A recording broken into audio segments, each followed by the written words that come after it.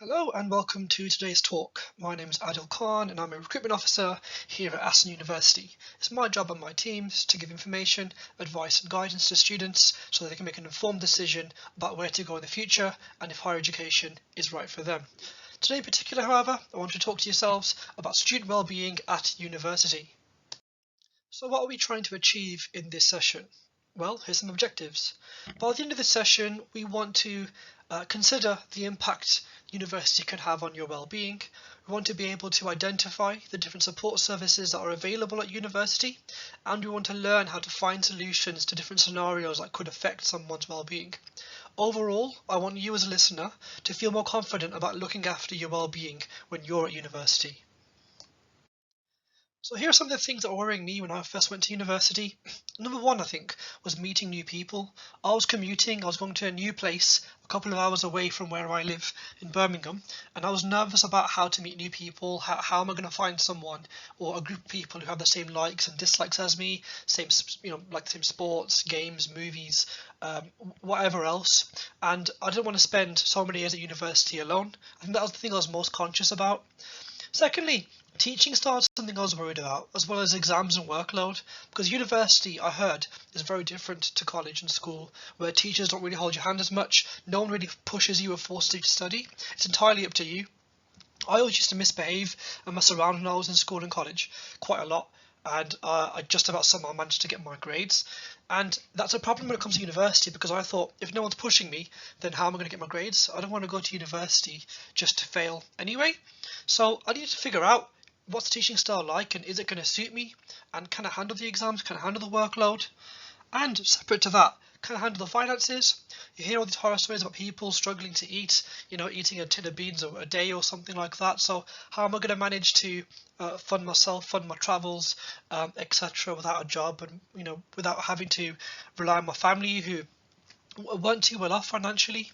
Of course, everyone has personal circumstances to think about and individual support needs. So here are some things that I was worrying about, and there were luckily a number of places I could go to for support. So going to university then, it helped to know that in terms of meeting new people, there were a number of things I can do to address that. For example, I knew that my university had a number of different social opportunities. For example, there was an on-campus cinema. There were a number of clubs and societies and sports facilities that I can get involved with at the gym. I love my football, for example, so getting in a football team is a really easy way to make new friends. In terms of teaching style, exams and workload, what's nice about university is teachers and lecturers really go out of their way to spend some time with you, talk to you about your needs and explain how things are working. And in addition to that, there are separate study skills workshops. So if you're doing a degree like me in psychology, for example, I learned that there was a big maths component of my degree, which I didn't quite expect, but the university luckily had separate math skills workshops that I went to, which really helped supplement my studies and help me smash the degree, which is really cool. Of course, in terms of finances, it helps to know that there are different scholarships and bursaries that you have access to and can help you. Personal circumstances and support needs, if you're someone that needs to talk to somebody or talk to a specialist, all universities have these kinds of things available, which is awesome. Let's go into more detail about these kinds of things. Let's talk about Aston University specifically and see what facilities we have and what examples we can use. So here's some examples of the kinds of mental well-being support services and physical well-being support services we have available here at Aston University. A really cool example is the enabling team, who are a team of professionals that can support students with physical disabilities and learning disabilities, for example.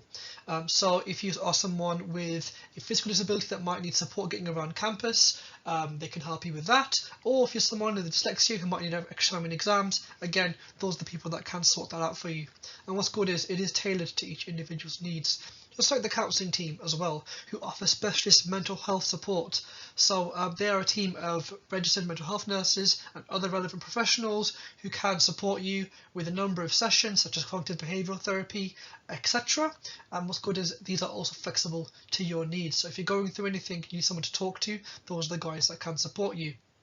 There is resident tutors as well. So usually these are postgraduate students or really experienced students at the university who live on campus in accommodation, just like you if you're someone who's doing that.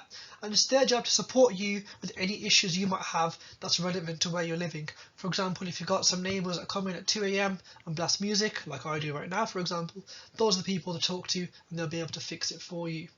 At university, you have other tutors called personal tutors, and these are actual staff members. Each student is assigned one personal tutor, and they're your first point of contact for any issues around your education. So if you had any personal issues with your learning or you want to change courses, they'll be the best person to help you, or the best person to signpost you to the best person that can help you.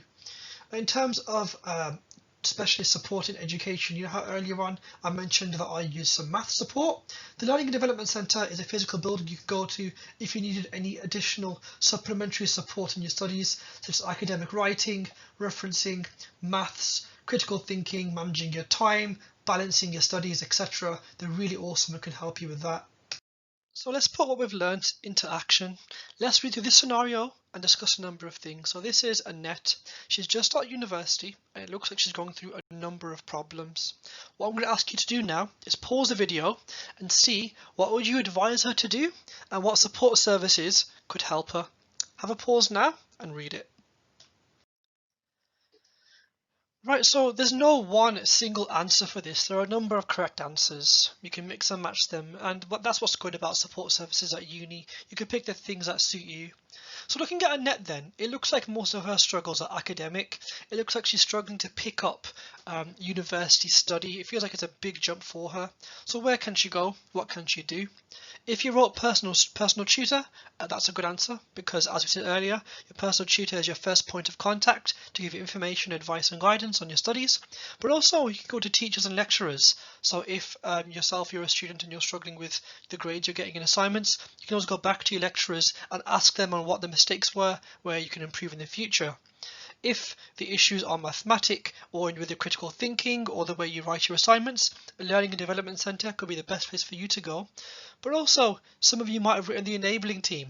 Now, Annette hasn't said here that she has any learning difficulties or physical difficulties, but maybe for many people it hasn't been picked up on in the past. Maybe she experiences dyslexia and the professionals in the enabling team can help identify that and help her solve it. So that's the end of the final activity in this presentation. I hope you really found that helpful, and hopefully you have some experience now in seeing a problem and knowing how you can go and solve it. Remember, a big point that I'm trying to drive home in this talk is that universities have a number of specialised members of staff who are experienced, and their whole job is to be there for you and support you in a way that you need. But here's some other small tips I'd like to give. Remember, it can take a while, it can take a minute to settle into university. For some it might be days, others weeks, and sometimes it might take a month or two or a little more. Everyone's different and there's nothing wrong with that. But remember, there are a number of things that you can do. There are many opportunities to get involved with a number of different things, and sometimes it can be nerve-wracking to do so. Once you do break that shell, however, you can make your experience a lot better. And I think for a lot of people, making new friends is the first thing you think about. So get involved in societies, clubs, leisure activities, you name it. There's so much to do, so make sure you do that. Of course, if you have a university in mind, find out, reach out, call them, go onto their website, see what support services are available for them that you might need. For example, if you're someone who experiences dyslexia, see what enabling team they have and how they can help you. Never be afraid to ask for help, even before you start university. I think if you ask those questions beforehand, it gives you peace of mind going in. And of course, a final note is make sure you keep a good balance, keep exercising, eat healthily, stay in touch with friends and family. It's really important to do that. And of course, always make time for yourself. As I always say, you are the most important person in your life, and that still stays the same at university. So let's revisit the learning objectives we made at the start. Let's see if we've done them. We wanted to consider the impact university could have on well-being. We've done that when we looked at the gingerbread man earlier on. We looked at the different worries you can have before university and where you can go.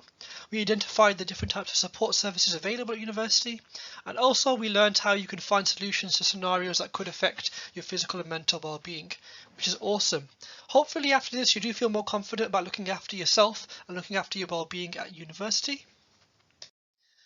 But if not, and you do have any outstanding questions, you can always reach us at this email address, sro@aston.ac.uk, and thank you very much for listening.